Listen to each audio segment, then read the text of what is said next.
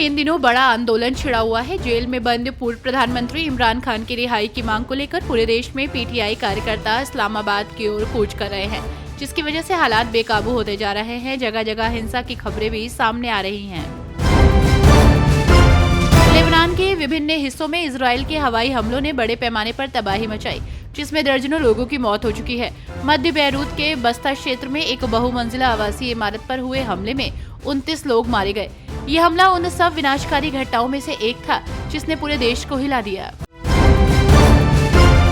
Canada में खालिस्तान समर्थकों के प्रति झुकाव खत्म होने का नाम नहीं ले रहा है। भारत कनाडा के रिश्ते पहले ही तनावपूर्ण हैं, लेकिन प्रधानमंत्री जस्टिन ट्रूडो अपनी राजनीति को खालिस्तानी वोट बैंक से जोड़कर देख रहे हैं। हरदीप सिंह निज्जर हत्याकांड में कोई ठोस सबूत न होने के बावजूद कनाडा सरकार ने मामले में एक नया कदम उठाया। अमेरिका के नवनिर्वाचित राष्ट्रपति डोनाल्ड ट्रंप जनवरी 2025 में शपथ ग्रहण समारोह के तुरंत बाद एक बड़ा आदेश जारी कर सकते हैं। द संडे टाइम्स की रिपोर्ट के अनुसार ट्रंप कथित तौर पर अमेरिकी सेना से ट्रांसजेंडर लोगों को हटाने के उद्देश्य से एक कार्यकारी आदेश पर हस्ताक्षर करने की तैयारी कर रहे हैं।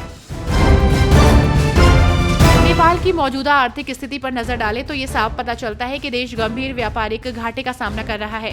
जुलाई से नवंबर 2024 तक नेपाल में 460 अरब रुपए का व्यापार घाटा झेला है। ये घाटा मुख्य रूप से आयात और निर्यात के बीच असंतुलन के कारण है।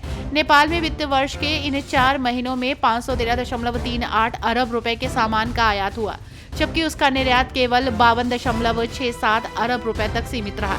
ये बड़ा असंतुलन व्यापार घाटे की मुख्य वजह है।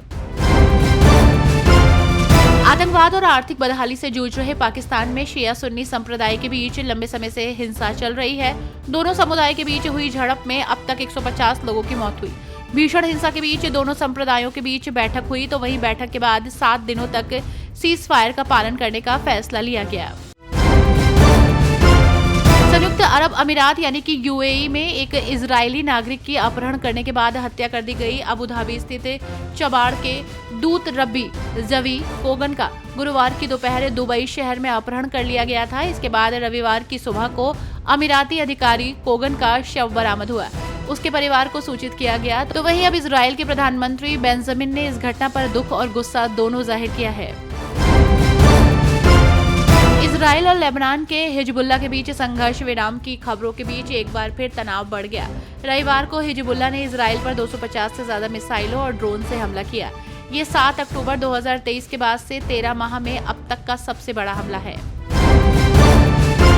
अमेरिका में रिश्वत देने के आरोप में घिरे अडानी ग्रुप की मुश्किलें बढ़ती जा रही है। बांग्लादेश में शेख हसीना के पीएम रहते अडानी ग्रुप के साथ हुए पावर एग्रीमेंट की जांच के लिए एक एजेंसी गठित करने की सिफारिश की गई।